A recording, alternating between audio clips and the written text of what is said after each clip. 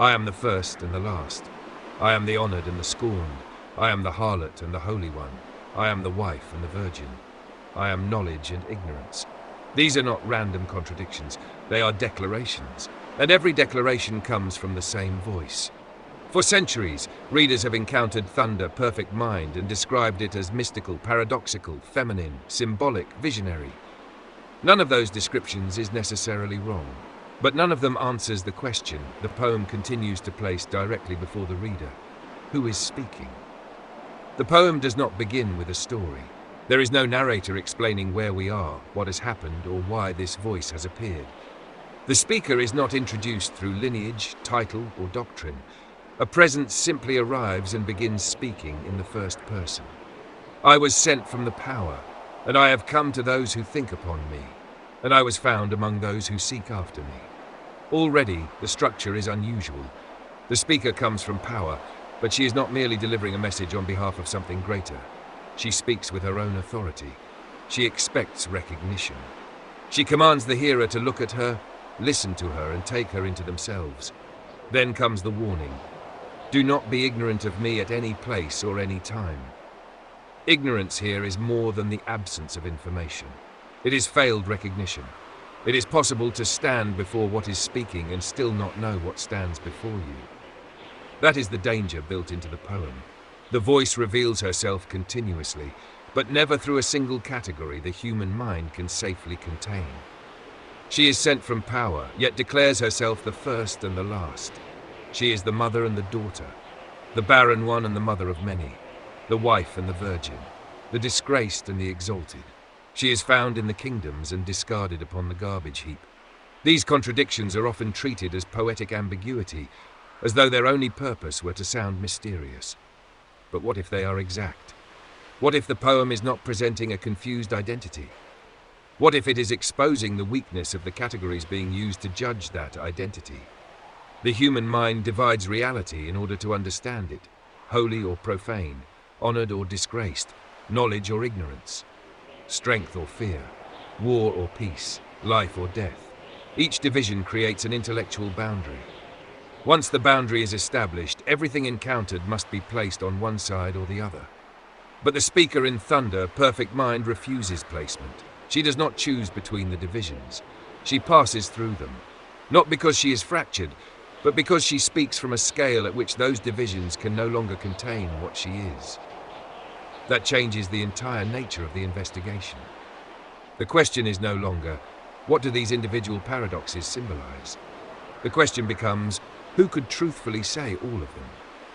A literary persona might imitate the contradictions, but it cannot explain their cumulative precision. A generalized feminine symbol may account for the poem's female voice, but it cannot explain the speaker's authority, scale, self-knowledge, and relation to power. A messenger may be sent from power, but a mere messenger cannot easily declare, I am the first and the last. An abstract principle cannot demand to be sought, heard, recognized, remembered, and taken into oneself. Even Sophia, the sacred figure of wisdom, becomes insufficient if she is confined to a narrow role inside an already divided system. The poem will not permit such confinement. Its voice moves through sexuality and generation, poverty and wealth, knowledge and ignorance, image and invisibility, silence and sound. I am the incomprehensible silence and the much-remembered thought. I am the voice of many sounds and the utterance of many forms. I am the hearing which is attainable to everyone and the ungraspable utterance. The speaker does not merely use language. She speaks from the threshold where silence becomes utterance, where the name becomes the voice, and where the voice becomes the means through which the name is known. She can be heard, yet she cannot be grasped. She can speak through many forms, yet no single form exhausts her. She can be remembered as thought, and remain incomprehensible as silence. Then she makes one of the poem's most concentrated declarations. I am the gnosis of my name. She is not waiting for an external system to identify her. The knowledge through which she is known belongs to her own being. She is the seeker, the seeking, and that which is found. She is not merely an object of revelation. She is active within the act of recognition itself. This is where Thunder, Perfect Mind ceases to behave like a collection of beautiful contradictions. Its underlying structure begins to emerge. The oppositions are not separate riddles. They form a controlled progression. Each declaration expands the scale required of the speaker. Each contradiction places another interpretation under pressure. Each passage eliminates another category that might have appeared sufficient only moments before. The poem does not become easier when read carefully. It becomes more exact. But exactness creates a problem. If the voice can occupy both sides of every division without disintegrating, then the divisions may never have belonged to her in the first place. They may belong to us. The poem may not be telling us that sacred identity is contradictory. It may be demonstrating that human thought becomes contradictory when it encounters a presence larger than the structure through which it thinks. That is why the poem does not simply ask to be understood. It confronts the reader with recognition. Look at me, you who think upon me. You hearers, hear me. Do not be ignorant of me. The demand is personal because the failure is personal. The reader can study the language, admire the paradoxes, identify the historical context, and still fail to recognize the voice. Knowledge about the poem does not automatically become recognition of what is speaking through it. And so the identity question remains. Is the speaker Sophia? Is she divine wisdom? Is she a feminine manifestation of sacred consciousness? Is she a voice emerging from power? Is she sacred totality, speaking through every condition into which reality has been divided? Or does the poem require an identification for which our existing categories remain too small? The voice beyond division follows that question through the complete architecture of Thunder, Perfect Mind. It begins with the speaker's emergence from power. It examines why she calls herself the first and the last. It follows her through virginity, marriage, motherhood, barrenness, shame, holiness, poverty, wealth, knowledge, ignorance, war, peace, silence, sound, name, voice, joining, and dissolution.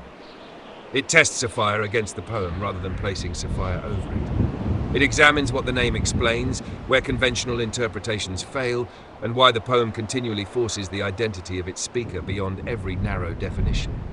The answer cannot be reached by selecting one striking quotation and constructing a theory around it. The whole voice must be heard. Every declaration must remain present. The speaker must be identified by the complete range of what she says, not by the portion that happens to fit an interpretation we already possess. That is the work of this book. Not to make the mystery vague enough to preserve it, but to follow the voice until its structure becomes visible. Not to explain away the contradictions, but to determine why contradiction becomes necessary. Not merely to ask what the poem means, but to confront the far more dangerous question, what kind of presence could say all of this truthfully? Because if the same voice can be holy and disgraced, heard and ungraspable, knowledge and ignorance, first and last, then the poem is not offering division a more elegant language. It is breaking division by speaking through it. And once the identity of that voice begins to emerge, the reader is no longer examining an ancient poem from a safe historical distance. The poem begins examining the reader. It begins exposing the boundaries through which we decide what is sacred, what is shameful, what is wisdom, what is ignorance, what is worthy of recognition, and what may be discarded without consequence. The garbage heap and the kingdoms are not merely two locations in the poem. They are two judgments. The presence remains the same. What changes is whether we recognize her. The Voice Beyond Division by D.S.E.A. is an investigation into the identity concealed in plain hearing within Thunder, Perfect Mind. The poem has already spoken. The contradictions have already been placed before us. The remaining question is whether we have recognized the one who speaks. The Voice Beyond Division is available now on Amazon.